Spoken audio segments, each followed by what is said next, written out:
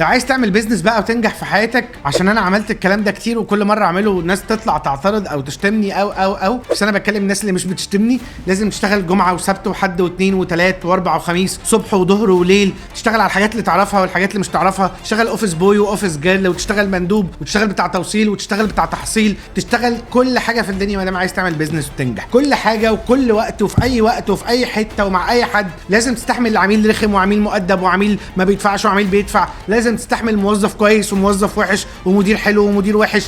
لازم تستحمل كل حاجه في الدنيا. لو انت ما عندكش استعداد لوجع القلب اللي انا بقوله ده، لازم تبقى فاهم ان هي يا برنس اتس نوت بيس اوف كيك كده او سادنلي انت هتكسب وببراءه اختراع جهنميه انت هتبقى سوبر ستار. انت ممكن تطلع لاعلى منطقه في الدنيا زي اوبر وما بيحصل دلوقتي، وتقع على جدور رقبتك تاني وكل الدنيا تبوظ والسواقين يتحرشوا بالبنات والمشروع يبوظ وتقفل في مصر كلها.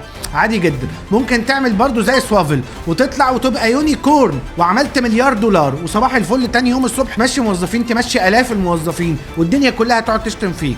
صباح الفل. لو عجبك الكلام ده سيب لي كومنتس هنا، هطلع لك تاني كل يوم جمعه وسبت وحد واثنين، صبح وبالليل ظهر. هطلع لك في كل حته على فيسبوك وانستجرام يوتيوب ثريدز، هطلع لك في كل حته. صباح الفل.